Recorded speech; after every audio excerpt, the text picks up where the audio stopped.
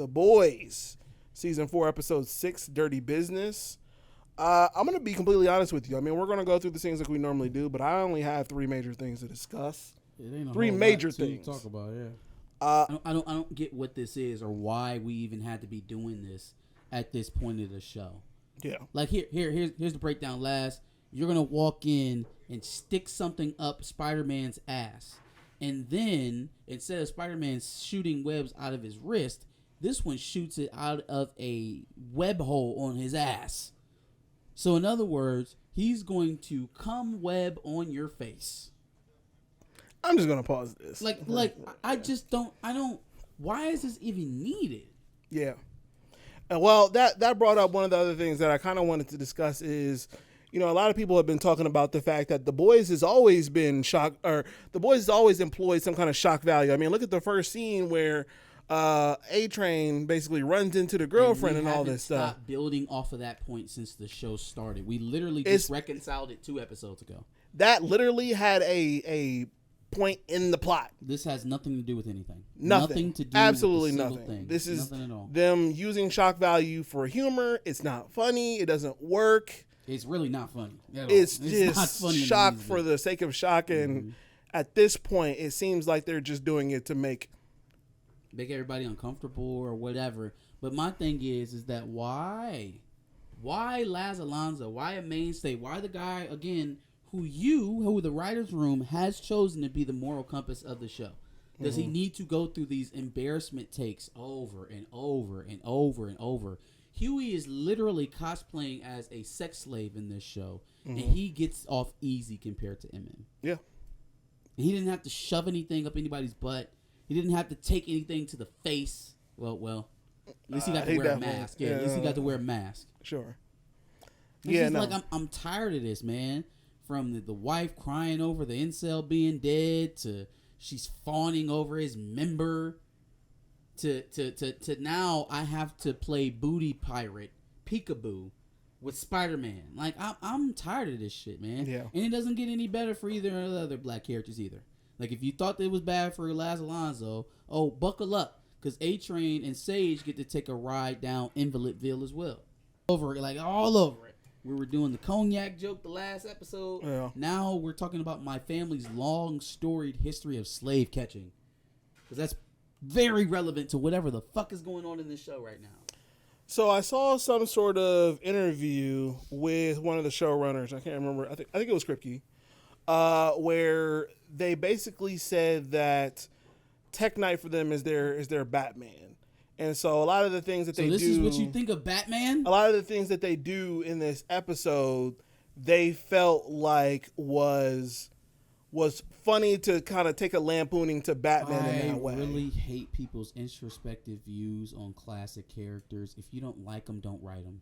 Now, why would you have a character that you don't like or appreciate in your show?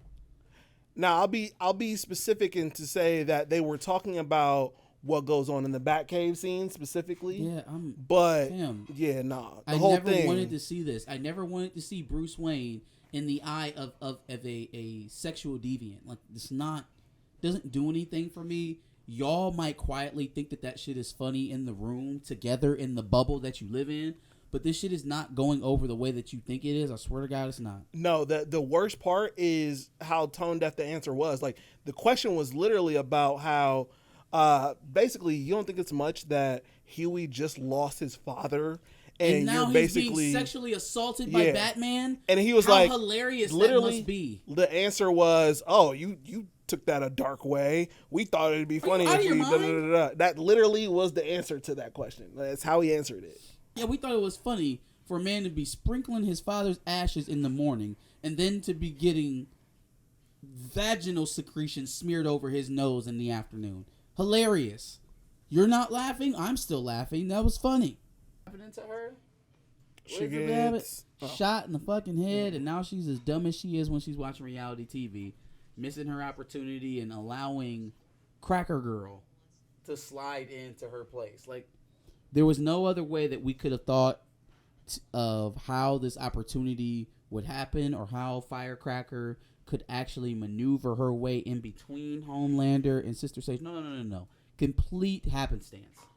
She had absolutely nothing to do with it. And if she had never been blanked out and couldn't speak to the crowd of racists in this room and convince them to do whatever it is they were doing, and Newman didn't have her moment, it wouldn't have mattered how much booby milk you could have sprouted out at Homelander. Mm-hmm. It wouldn't have mattered. Literally, the only reason why you were there and of use is because Sage failed. And she only failed because she was made to be stupid. Because she was made to be dumb. Because we can't write a way for her to be outmaneuvered without making her stupid. Or for the black girl to exercise her power over 30% of the GDP. I wasn't even thinking about it that way, but yeah, that's another point. Yeah.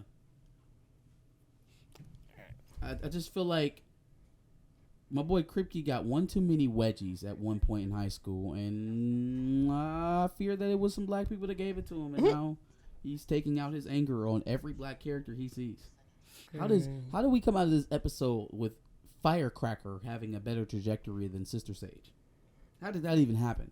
And for the reason that she has it. For complete happenstance. The smartest person in the the world world versus breast milk. For number one, can never see Marvin Milk and his merry band of consorts coming. I always expect them to get absolutely wrecked when they come into one of these situations, and they never do because the smartest person in the world doesn't see it coming. Yeah. Ever. Does this give you First save ever. That's crazy. So, congratulations. And then the kid recognizes him. See? Redemption. But then can we even really call it a save if all you had was a fucking panic attack? Also, when do you pass out because of panic attacks? Are we just making things happen that don't really happen?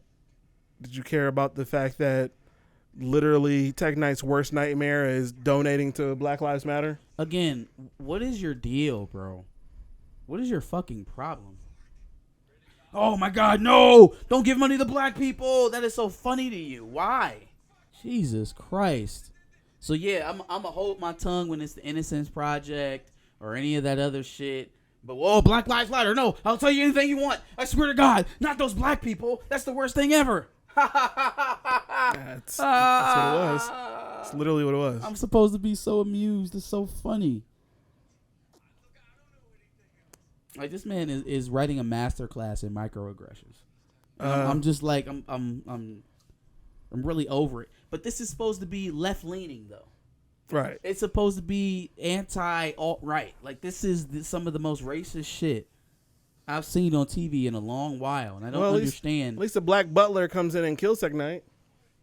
Yeah, because he's been cleaning the cum out of every hole you can imagine. Yeah. He's a sex cleanup slave.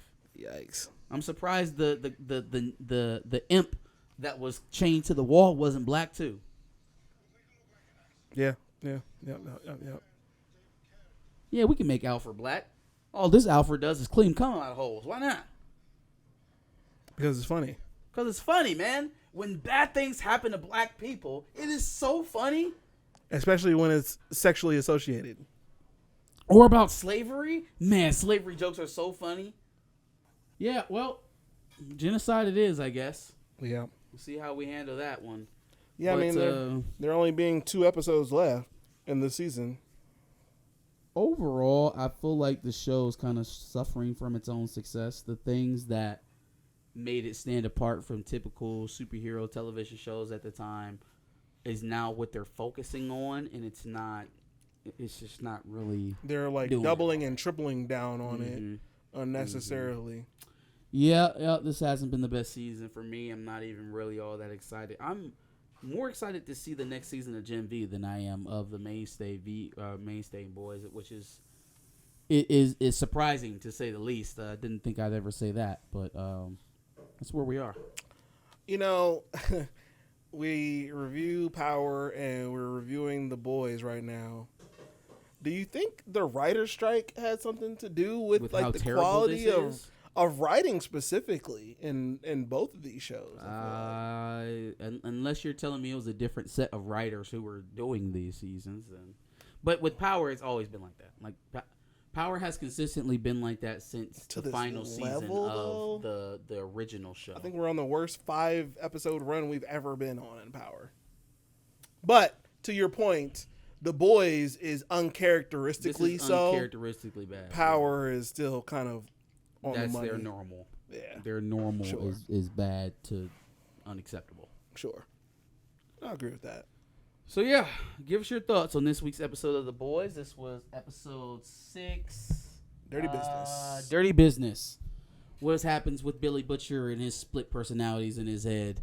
Will Kimiko ever get to see Frenchie again? Will MM find the right hole? Right. Will MM find the right hole and stop being a human douchebag? Will Starlight ever get her erectile dysfunction fixed? Find out next week on an episode of The Boys. Episode of The Boys? On the next episode of The Boys. There you go. There you go. Yeah, absolutely. Make sure you check out our playlist full of The Boys reviews. We also have a playlist full of Gen V reviews for the season that came out. And make sure that you subscribe. We're going to do this every week until the season concludes. Peace.